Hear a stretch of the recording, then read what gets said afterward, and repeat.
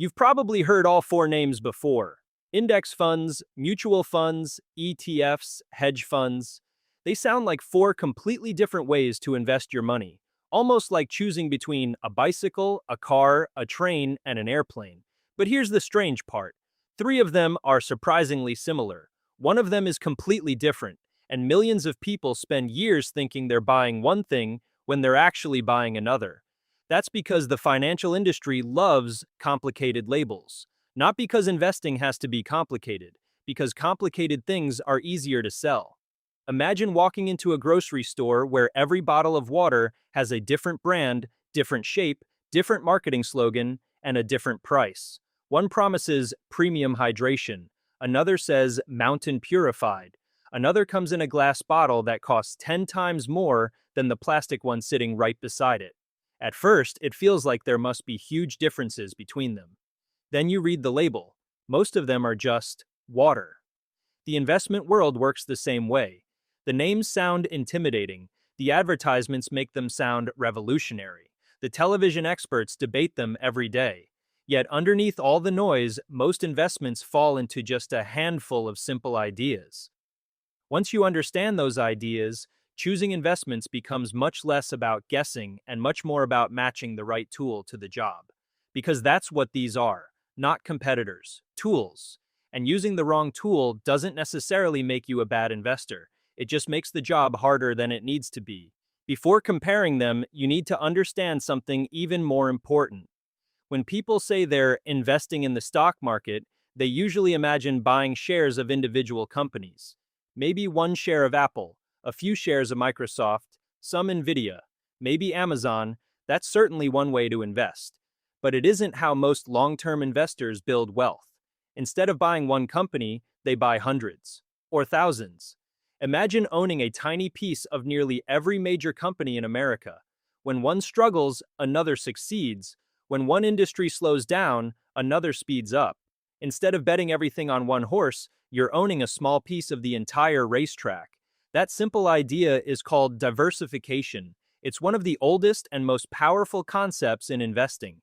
Economist Harry Markowitz built much of his groundbreaking work around this principle, showing mathematically that combining different investments can reduce risk without necessarily reducing expected returns. In plain English, don't put all your eggs in one basket. You've probably heard that phrase before, but investing is one place where it isn't just common sense, it's backed by decades of research. Now here's where things become confusing. The basket itself can come in different packages. Some baskets are called mutual funds, some are called ETFs, some happen to be index funds.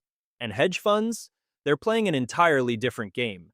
Let's start with the oldest name most people recognize, the mutual fund. Imagine you and 1,000 other people each contribute money into one giant bucket. A professional manager now has millions of dollars to invest. Instead of every investor buying stocks individually, the manager does the shopping for everyone. You simply own a slice of whatever is inside the bucket. That's a mutual fund. It's less like owning a single stock and more like joining a giant investment club where everyone shares the same portfolio. Sounds convenient, doesn't it? It is. Mutual funds made investing dramatically more accessible throughout the 20th century because ordinary families no longer needed enough money to buy dozens of different stocks themselves. Instead, one purchase instantly created diversification. That was a revolutionary idea, but it came with a trade-off. Someone has to decide what goes into that bucket.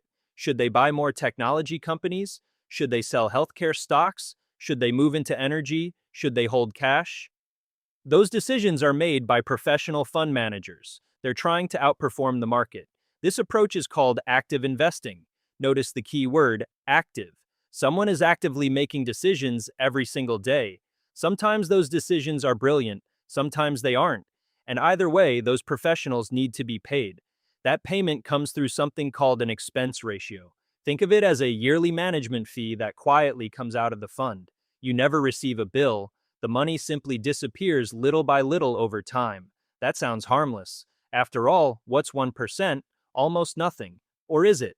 Investor and John C. Bogle spent decades explaining why seemingly tiny fees can become enormous over long investment horizons. because every dollar paid in fees is also a dollar that can no longer compound for your future. 1% doesn't just cost 1% today. It can reduce the amount of money that continues growing year after year. It's a small leak in a very large bucket, and the longer your investing journey lasts, the more water escapes.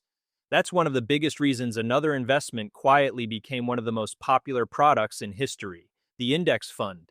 The index fund changed one decision, not investing, just who makes the decisions.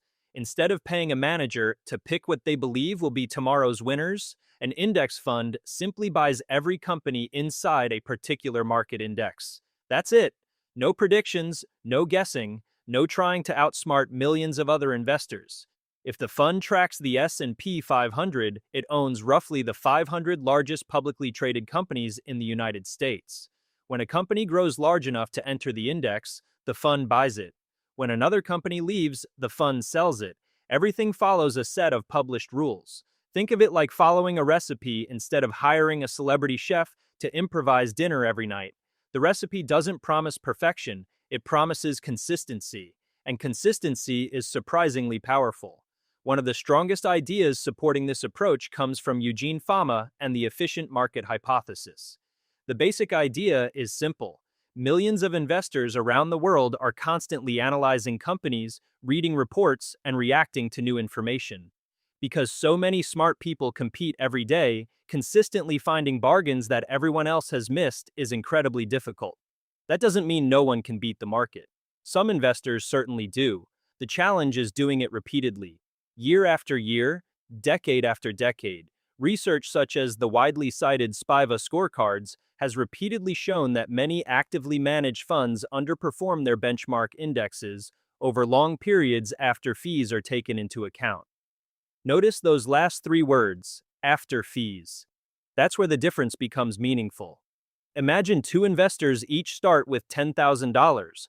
Both earn exactly the same investment returns before expenses. One pays almost no annual fee, the other pays a significantly higher management fee. At first, the gap between them looks tiny. A few dollars, then a few hundred, then several thousand. Eventually, it can become tens or even hundreds of thousands of dollars, depending on the amount invested and how long the money stays invested. Not because one investor was smarter, because one investor kept more of their returns. That was the insight that made index investing explode in popularity. Keep costs low, own the market, be patient, let compounding do the heavy lifting. But now another question appears. If index funds are so simple, what exactly is an ETF? Here's where many beginners become confused. An ETF is not really an investment strategy. It's a container. Think about coffee. You can drink coffee from a ceramic mug, a paper cup, a glass, or a travel tumbler. The container changes, the coffee doesn't. An exchange-traded fund, or ETF, is simply a fund that trades on the stock exchange throughout the day, just like an individual stock. You can buy it at 10:17 in the morning, or 2:43 in the afternoon. Its price changes continuously while the market is open. A traditional mutual fund works differently. Regardless of whether you place your order at breakfast or just before dinner, the transaction is normally processed using the fund's net asset value calculated after the market closes. For long-term investors, this timing difference often doesn't matter very much, but the structure does create other advantages. Many ETFs tend to have lower operating costs. Many are also designed to be tax efficient in certain jurisdictions because of the way shares are created and redeemed, although the exact benefit depends on local tax laws and individual circumstances. Here's the important part. An ETF can be an index fund. An ETF can also be actively managed. Likewise, a mutual fund can be an index fund, or it can be actively managed. See the pattern? People often compare index funds and ETFs as though they're opposites. They aren't. That's like asking whether a book is better than a bookshelf. One describes what's inside, the other describes how it's stored. An index fund tells you how the investments are selected. An ETF tells you how you buy and sell the fund. Those are two completely different questions. Once that clicks, one of the biggest investing mysteries disappears. You realize that an S&P 500 index fund could exist as a mutual fund. It could also exist as an ETF. The investments inside might be almost identical. Only the wrapper changes. Now let's talk about the name that sounds the most mysterious. Hedge funds. Movies make hedge funds look like secret clubs where billionaires stare at giant trading screens while helicopters wait on rooftops. Reality isn't quite that dramatic, but hedge funds are genuinely different from everything we've discussed so far. Unlike most mutual funds or index funds, hedge funds usually have far fewer rules about what they can buy. They may invest in stocks, bonds, currencies, real estate, private companies, commodities, derivatives, or even make bets that prices will fall instead of rise. Some borrow money to amplify potential gains. Others use complex mathematical models. Some hold only a few investments. Others trade thousands of positions every day. Their goal isn't simply matching the market. It's often to produce positive returns regardless of whether markets rise or fall. That flexibility can create extraordinary opportunities. It also introduces extraordinary complexity and risk. And because managing these strategies requires specialized expertise, hedge funds usually charge much higher fees than traditional investment funds. Historically, many followed a fee structure often described as 2 and 20, around a 2% annual management fee plus roughly 20% of profits, although fee structures vary widely today. These funds are generally intended for institutional or accredited investors who meet specific financial requirements, not for someone investing part of each monthly paycheck. That's why, despite all the attention hedge funds receive in financial news, they're largely irrelevant to the average person trying to build wealth over the next 30 years. The headlines may be exciting. Your retirement account doesn't need excitement. It needs discipline, it needs time, and it needs a strategy you can stick with when markets become uncomfortable. Now comes the question that actually matters. Which one should you choose? The answer depends less on the investment itself and more on who you are. Imagine 4 different people. The first has never invested before. They're contributing a portion of every paycheck toward retirement. They don't enjoy reading financial news. They don't want to spend weekends analyzing company earnings. They simply want their money working while they focus on their career and family. For someone like that, a low-cost, broadly diversified index fund is often an excellent starting point. Not because it's exciting, because it removes unnecessary decisions. The second investor loves researching businesses. They genuinely enjoy reading annual reports. Following earnings calls feels more like a hobby than homework. They're comfortable accepting the possibility that they may underperform the market while trying to outperform it. That person might prefer actively managed funds or even selecting individual stocks. The key is understanding the trade-off. Higher potential rewards can come with higher risk, higher costs, and no guarantee of better results. The third investor values flexibility. They want to invest throughout the trading day. They may already have a brokerage account. They appreciate low costs and simple access. For them, ETFs often provide an attractive combination of convenience and diversification. Then there's the fourth investor. They have tens of millions of dollars. They need sophisticated tax planning, private investments, alternative assets, complex hedging strategies. That's where hedge funds may enter the conversation. Notice something interesting? Most people watching this video probably fit into the first 3 categories. Almost nobody fits into the fourth, and that's perfectly okay. One of the biggest mistakes in personal finance is assuming that complicated automatically means better. It usually doesn't. Think about transportation. A Formula One race car is far more advanced than a family sedan. It also happens to be a terrible vehicle for grocery shopping. The best tool depends on the job, not on how impressive it sounds. Investing works exactly the same way. Simple often wins. Not because simple is magical, because simple is sustainable. Now let's address another common misunderstanding. People often ask whether index funds are safer than mutual funds. That's actually the wrong question. Risk doesn't come primarily from the label. It comes from what's inside. Imagine 2 boxes. One is labeled ETF. The other is labeled mutual fund. Without opening them, you know almost nothing. The ETF could contain 500 large companies spread across dozens of industries. Or it could contain only a handful of highly volatile technology stocks. The mutual fund could own conservative dividend-paying companies, or it could invest almost entirely in emerging markets. The label tells you very little, the contents tell you almost everything.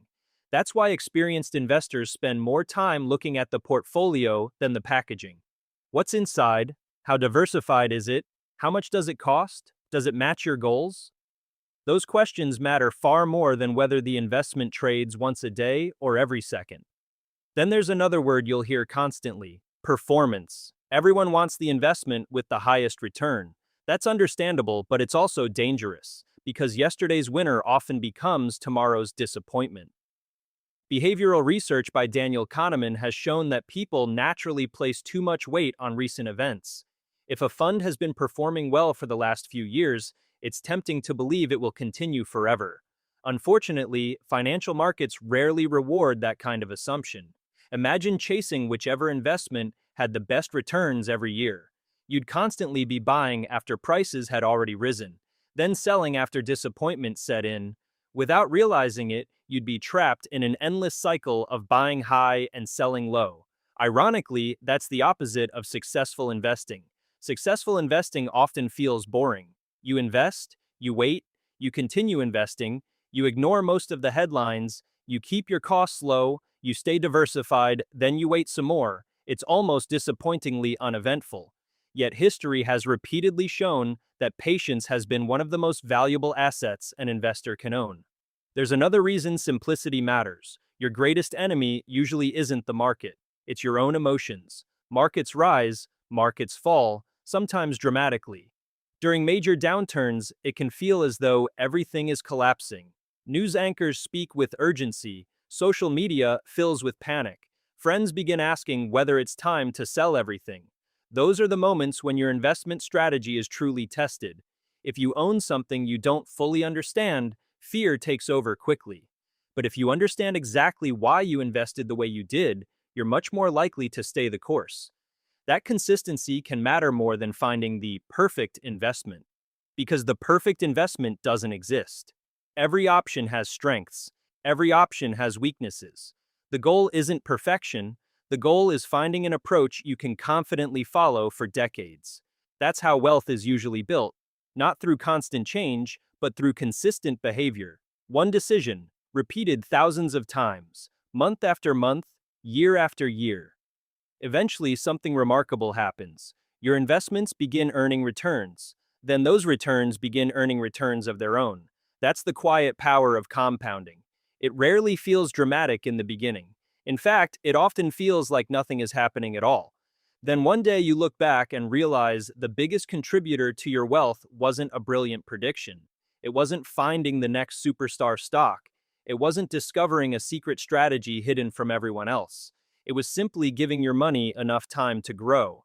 By now, the four names probably don't sound nearly as intimidating, because you've realized they aren't really competing in the same race.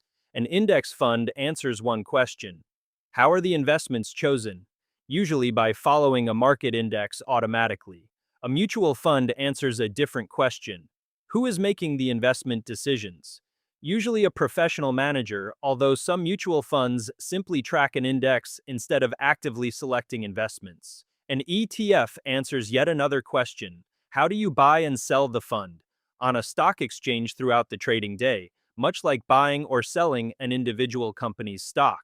And a hedge fund? It answers an entirely different question: how much flexibility and complexity is the manager allowed to use in pursuing returns?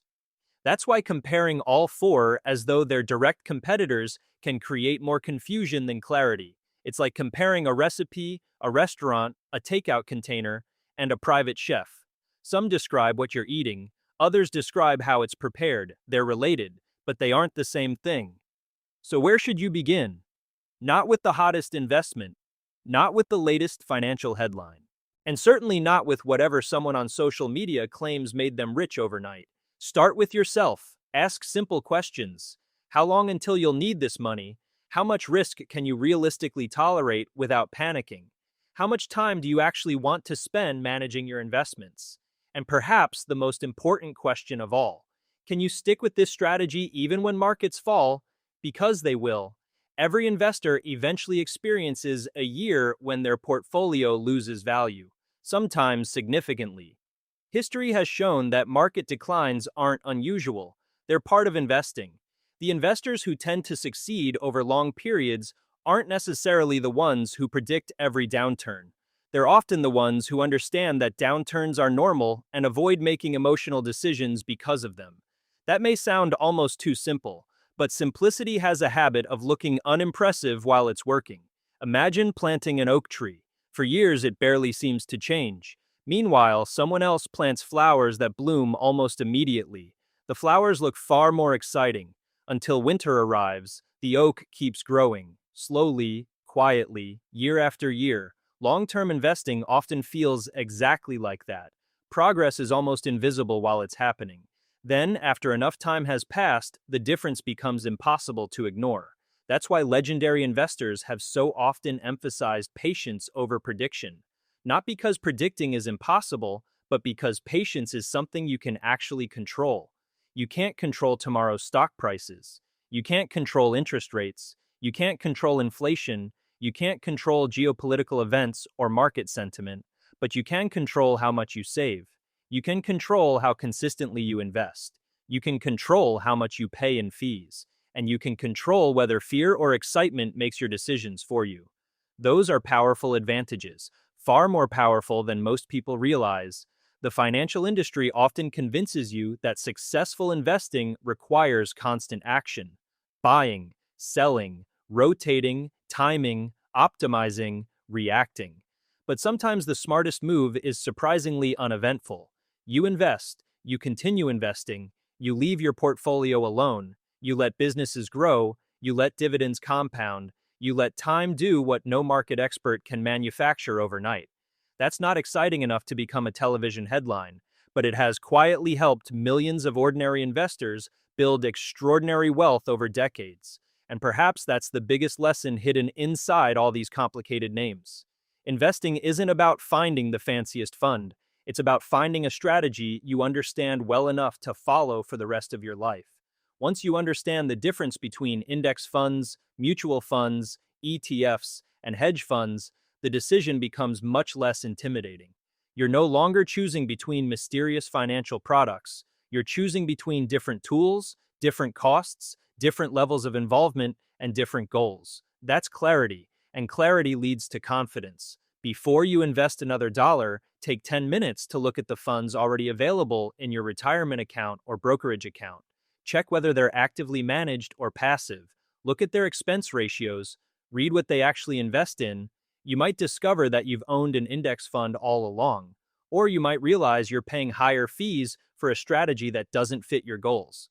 Either way, you'll make your next investment decision with understanding instead of uncertainty. Because at the beginning of this video, those four names sounded like four completely different worlds. Now you know they were simply four different ways of answering four different questions. And once you know the questions, the answers become surprisingly simple.